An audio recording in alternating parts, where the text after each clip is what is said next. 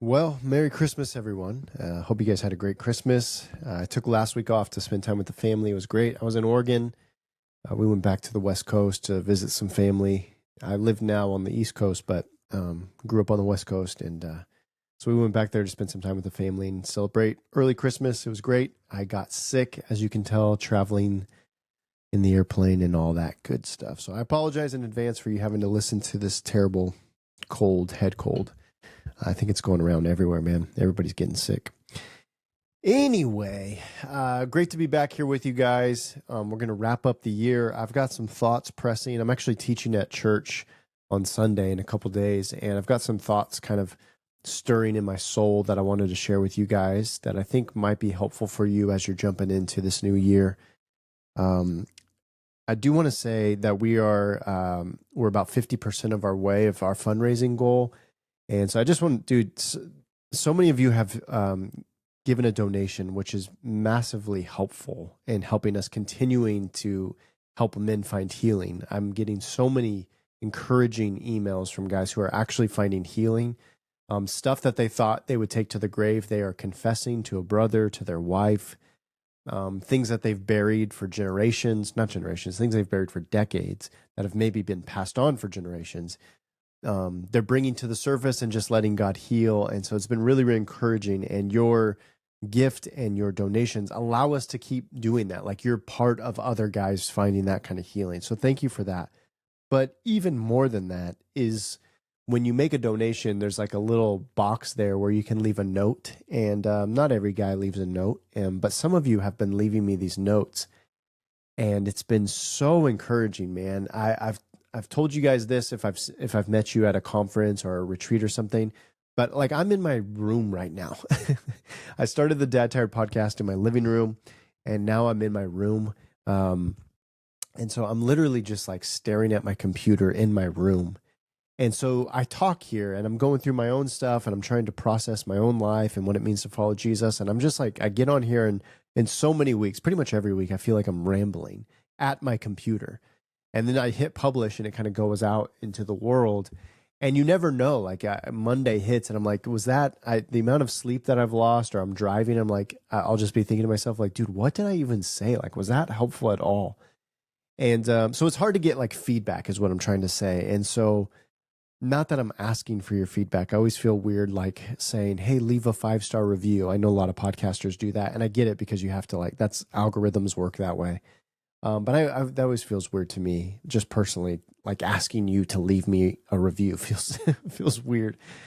So I don't like ask for feedback, but that leaves me oftentimes wondering, like, is this helpful? Is this actually, is this resonating with anybody? Because I'm just staring at myself on a computer here. And so all that to say, many of you have given over the last month as we've been trying to raise funds for 2026. And you've also left these encouraging notes. And these encouraging notes, dude, have just filled my tank so much.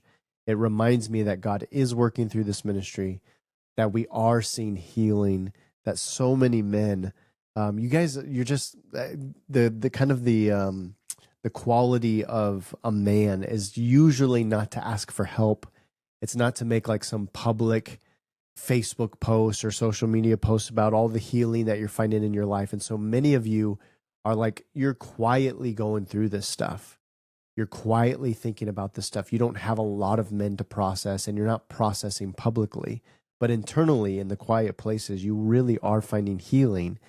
And so to like see the notes that you've been leaving along with your donations has just been so massively encouraging. So I just wanted to say thank you for those of you who have given. Again, we're about halfway to our goal. There are 5 days left at the time I'm recording this. Probably 2 days left by the time you actually hear this episode.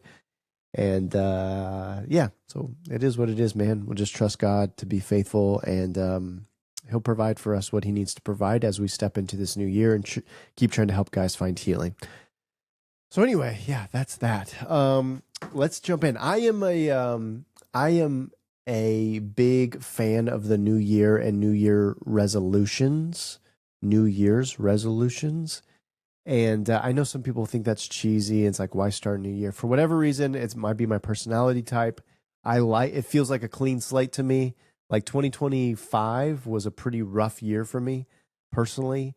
I feel like it was the year I told my I told my wife, excuse my ADD tangent. I told my wife the other day, we're sitting on the couch and I'm like trying to juice myself, like gas myself up. I think that's what the kids say, like get myself all hyped up for this next year. And so I told her, I'm like, 2025 was a year of pruning. It was a year that God was just chopping stuff down, cutting stuff out. Everything that wasn't bearing fruit, he's just cutting stuff out. And I said, 2026 is going to be the year of harvest, man. We're going to see growth. We're going to see fruit. It's going to be great. And she's just so like serious, like dead serious. She's way smarter than me. She thinks through everything critically. She doesn't think emotionally. She's just like, well, I mean, sometimes after pruning, like there's usually like a year still of like having to get ready before you actually see any fruit. You don't always see harvest right after the pruning. There's still a long time in between there. I'm like, okay, why are you going to do that to me? I'm starting to like get all hyped up for 2026 saying that there's going to be it's going to be a year of great, like we're going to see a lot of cool fruit in our lives and ministry. And you're telling me I got to wait longer before that comes. Anyway, I'm praying that was not prophetic and she wasn't like speaking some kind of curse over me. She got way too literal in the analogy and it really sucked the wind out of my sails. I'm laughing because this is just such a classic example of Layla and I's marriage. Like I'm just all like, I get emotional. I'm like, let's do it. And she's just so stinking practical and analytical and factual. Like I always tell her, why let facts get in the way of a good story? Like why we got to let anyway, here we are. All right. I'm going to point, I want to give you guys some things to think about as you're jumping into this new year. If you're not a resolution guy and you don't really think through like setting goals, that might be your thing, but I would suggest, like for me, I try to write, I categorize them. I get real intense. I'm like, here are my personal goals. Here are my financial goals. Here are my ministry goals. Here are my family goals. Here are my health goals, things like that. And then I actually list things under each of those categories. And I have found personally, I know not every personality is like mine, but I have found personally when I see them in writing, it is highly motivating for me to actually check those things off. There's something very satisfying. I get a little dopamine hit about hitting the little check mark next to that bubble. And versus just kind of arbitrarily saying, hey, I hope I have a good year this year. I'm like actually moving towards something and I can check things off. That feels good to me. It may not feel good to you, but I would, as a person who thrives in this, and maybe if you're not, I would just highly suggest, just try it. Just write 5 to 10 things down that you'd like to accomplish, change perspective in this next year. And, and see if that might help you have a better year this year. That's all I'm trying to say. I don't know what I'm trying to say. Why take advice from me? I don't know what I'm talking about. I'm going to do a big, like, I'm going to, my nose feels all stuffed up. So I'm going to like blow my nose here for a second and then come back. So you don't have to hear that. All right. One of the things that I got into this last year, at the end of this year, was running. I've told you guys a little bit about it before in the last couple episodes. I grew up playing soccer, so running for me always felt like a punishment. Like your coach would tell you to run if you got in trouble or if the team got in trouble. So I never liked running. I never associated running with anything good. I watched like one documentary about running. I think it was the Leadville 100 years in the or 100 miles in the highest city in the United States. I think that's right. And so it was about the Leadville 100. And what stuck out to me was the running was cool. But one, I loved that people were challenging themselves. And two, I loved the community and the camaraderie with everyone at the race. And there was just kind of this, like, we're cheering each other on, we're helping each other. It wasn't competitive. Maybe a couple people at the front were competitive, but most people were just like, hey, let's just push ourselves to try our personal best. And I like that. It was like wholesome and it was a family thing. And you could even travel a little bit and find races all around the country and world. So it was kind of checking off all these boxes outside of the running part. All the other elements of the races were kind of checking off all these elements that I personally really like.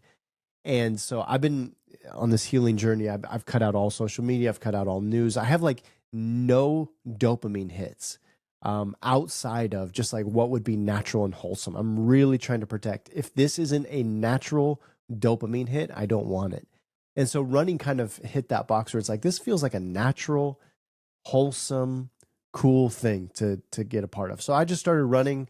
I ran a mile. I tried to run a mile around my neighborhood and I was gassed.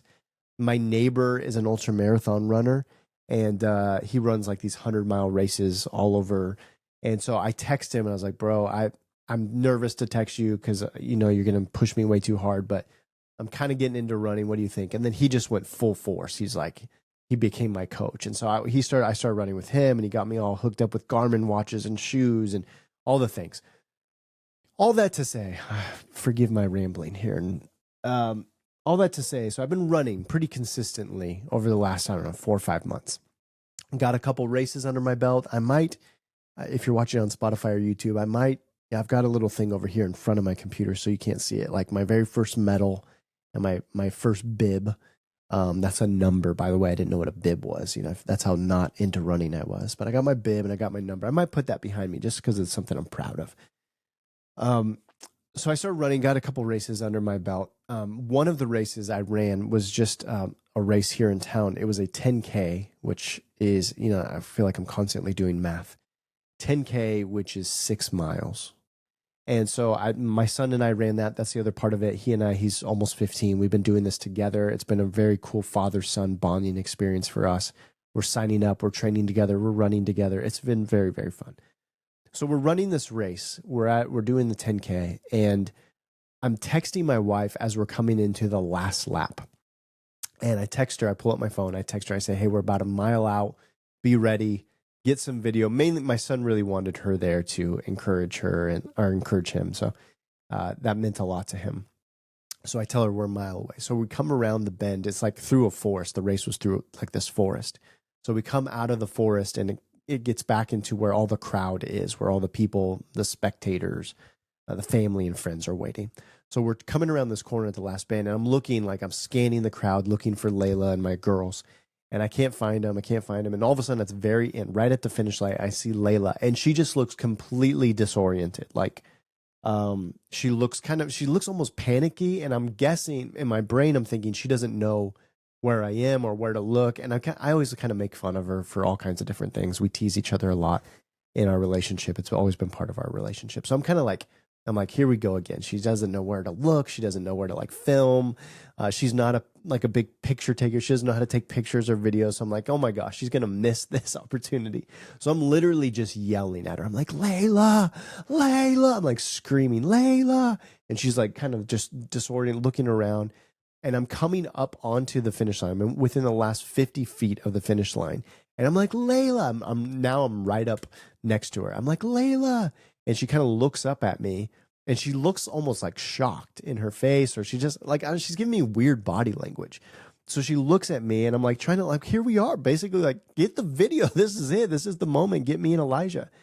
And as I look at her, I can tell she's preoccupied. I look down, and there is a woman collapsed right in front of the finish line. My wife is a nurse. Long story short, or short story long at this point, there was a woman who was a racer who was racing, and right before she got to the finish line, she collapsed. My wife saw her, who's a nurse. She was waiting for us to come by. She runs over and flips this girl over. She's a young girl. She flips her over, and she has no heartbeat, and she's not breathing. And so this starts like CPR. My wife is involved. There happened to be, we think like a military medic racing right behind the girl who collapsed. So my wife and this guy are like CPR, doing all the life measures. I should have started with this. She's alive. When we left, she was alert and alive. I didn't get any updates. I haven't gotten any updates. But when we left, she was alert and she was alive. So I just want to say that. I should have kind of given some kind of trigger warning there. I know that's a heavy story.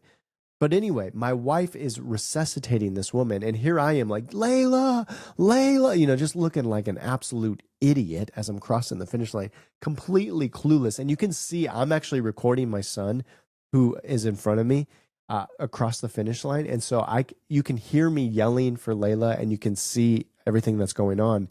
And as I'm crossing or passing by Layla and I see the woman, I kind of freak out because I'm seeing this woman collapse and everything that's going on. I'm like, oh my gosh.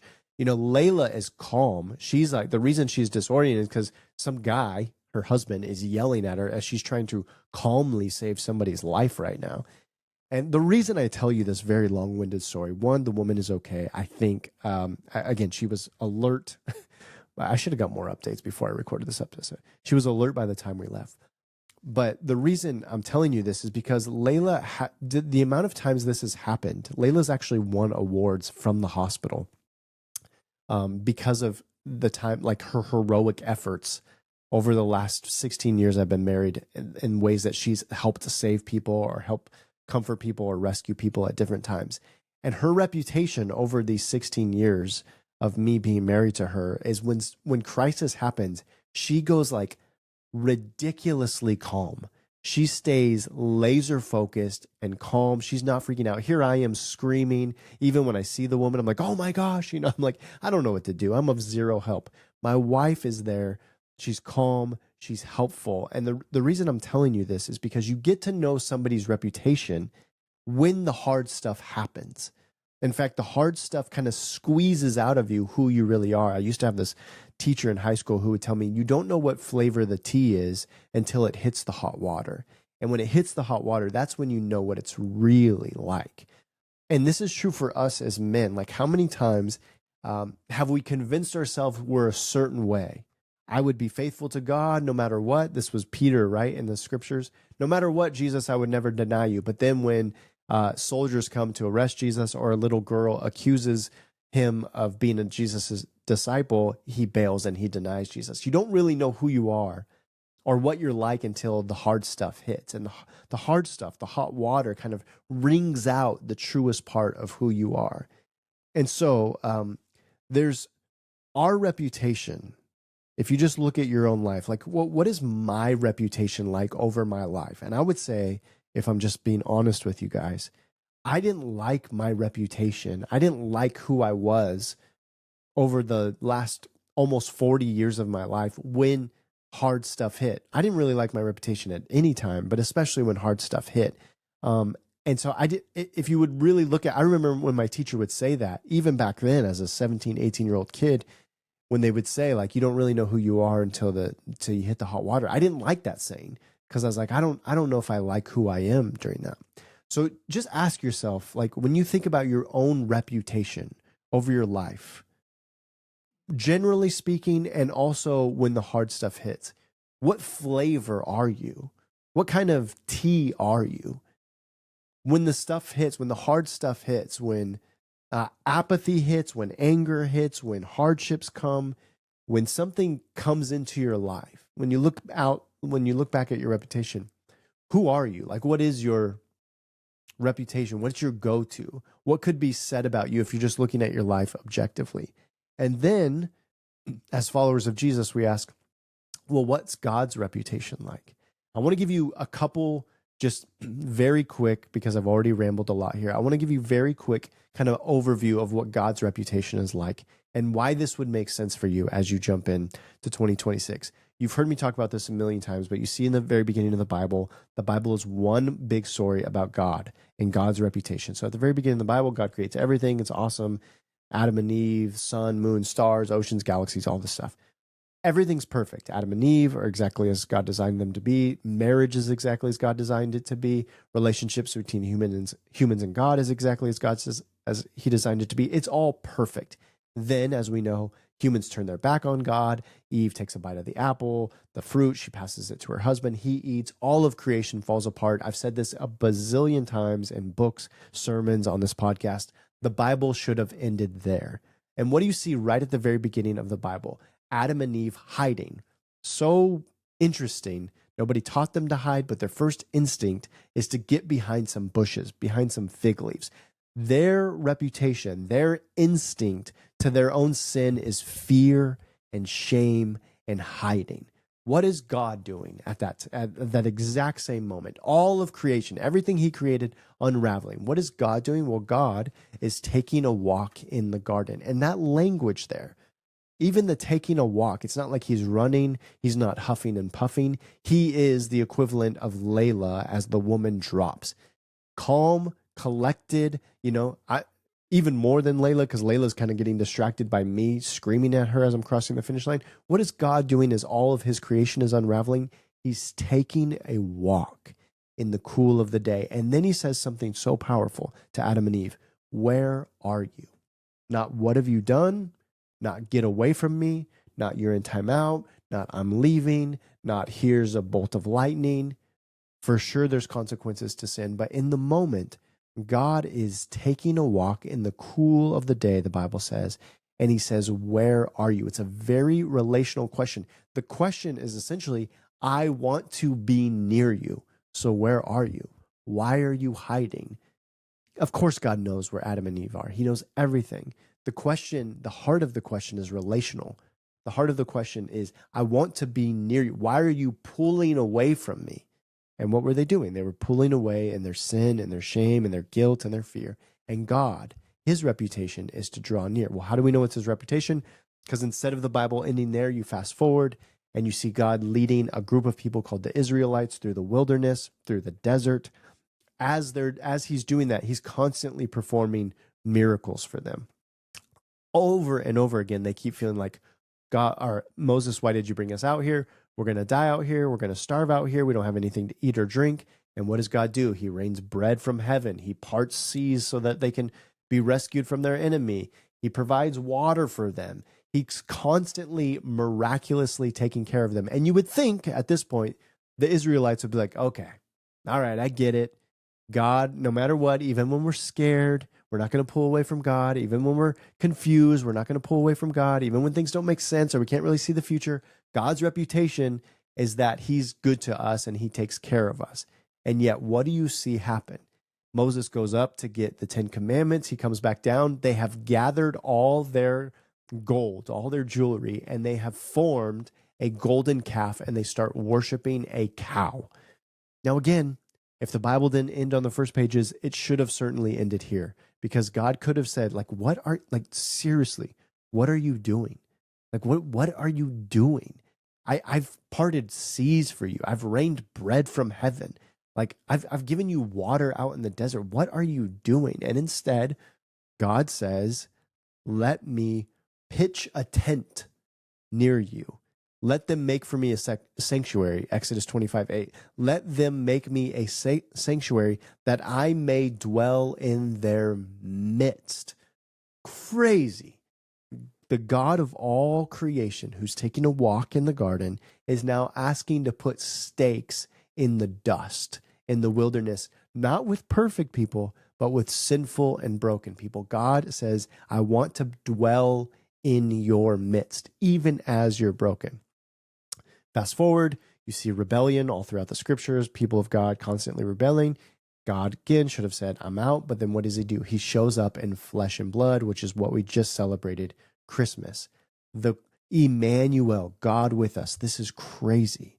God doesn't just walk around, his spirit walk around in the garden. His spirit doesn't dwell in a tent, but he actually puts on flesh and blood. He shows up in human clothes and walks and talks and eats and sits and cries with broken and messy people. The God of the universe cannot get close enough. And again, this isn't perfect people. This isn't like him setting aside this really holy room where he says, only if you can get your life together, then you can come acknowledge me or come near me.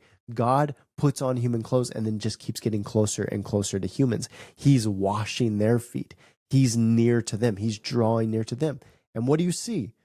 You see one of his disciples deny that he even knows him, Peter, which we just talked about. You see another disciple completely turn against Jesus for a couple pieces of gold.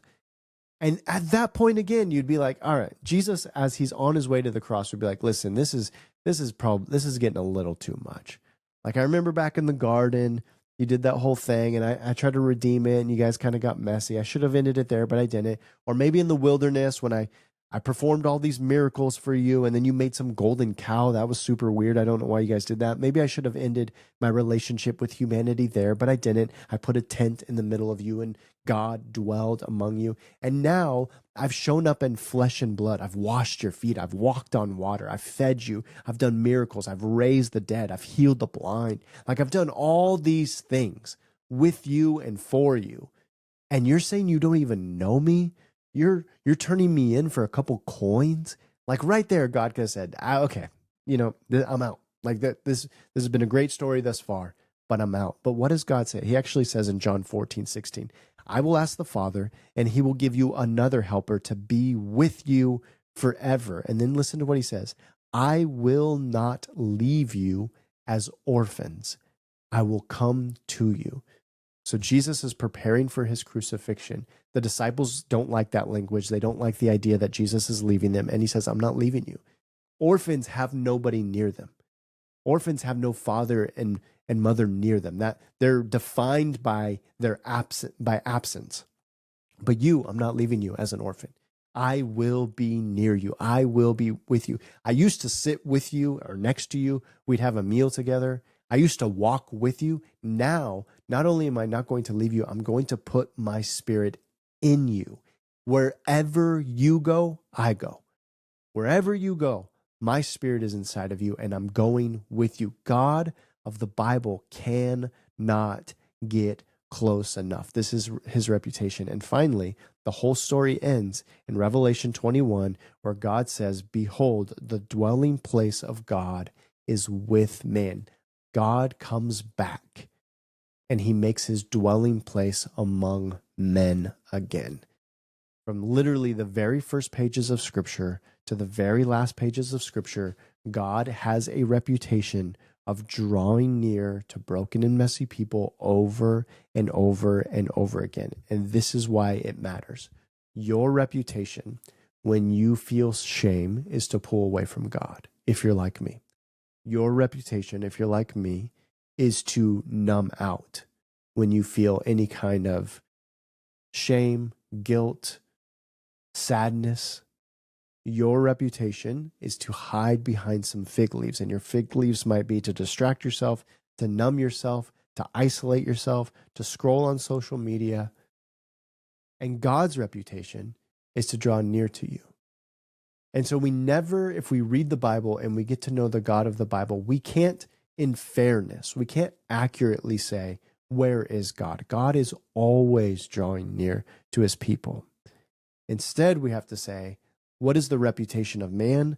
And more specifically, what is the reputation of me? What do I typically do? Well, when I feel sad, or when I feel scared, or when I feel inadequate, or when I feel shame, or when I feel sin, or even when I feel successful or competent, I usually turned away from God. Catch what I said there. Sometimes you go away from God because you don't want to be near him because you feel sin and shame. Sometimes you go away from God because you feel like you're a better God than he is. I can handle things on my own. I'll just work really hard. I'll provide for my family. I'll take care of my family. I'll do things on my own. And what do? You turn and you go away from God. Our reputation, whether it's from shame, sin, or even arrogance, is to keep turning away from God. And what is God's reputation? Instead of leaving us, God's reputation is to draw near again and again and again and again. And you know what the tea's like when it hits the hot water. And you see God interacting with humans who are constantly hitting the hot water of life. Sin, rebellion, everything falling around them, sickness, job loss, pain, death. And what is God's reputation in all of those? He always draws near. When the hard stuff hits, when things are on fire, when chaos ensues, God is near. That's his reputation. There are a lot of people who say a lot of things about themselves, but their reputation might prove to be otherwise. What is God's reputation? Well, he always shows up. Even for broken and messy people, he always shows up. And so for you this year, as you're stepping into 2026, which is crazy, I want you to think through ways that you are hiding from God and from other people.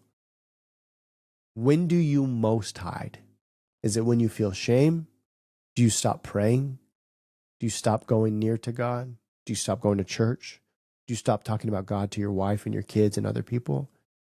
Do you start hiding from other people, isolating yourself?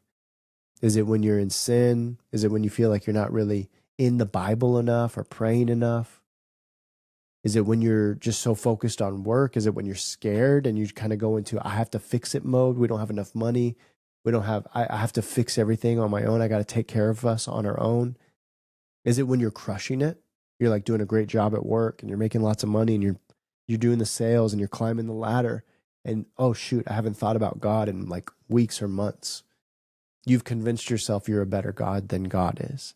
When do you find yourself turning away from God? And my challenge to you as you go into this year is to become a man who doesn't hide from God and from others, and you actually create practices in your life by turning toward God instead of away from him.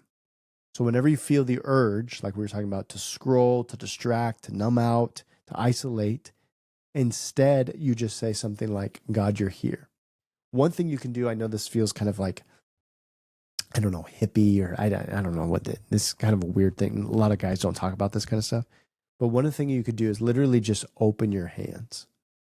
Like whenever if you feel like you want to just numb out, or you want to isolate, you want to distract yourself because you're feeling far from God, or you're feeling some kind of pain, you want to turn away from it. Just open your hands. You could literally do it today. If you're alone listening right now, just open your hands. Just say, God, you're here. God, you're here. And what you're doing is you're just acknowledging his reputation. This is what God does. He draws near. And so I'm just opening my hands and I'm quietly saying, God, you're here. God, you're here. One thing that you can do is let God meet you where you are, instead of like trying to pre-edit yourself. Trying to like, I'm going to get myself together and then I'll go to God. Like once I'll read the Bible a little bit. Oftentimes what you'll try to do is you'll start trying to behave and then show up relationally. I'll read my Bible a couple times. I'll go to church again. I'll cut this thing out of my life and then I'll feel comfortable praying. Instead of doing all that, you can literally just go to God and say, I feel like really overwhelmed right now, God. I feel really weak. I feel really frustrated at myself for falling into that sin or that temptation. I don't feel even close to you right now, but based on your reputation, I know that you are close. I feel distant. I feel numb. I feel scared. The goal is that you're actually just talking to God right where you are.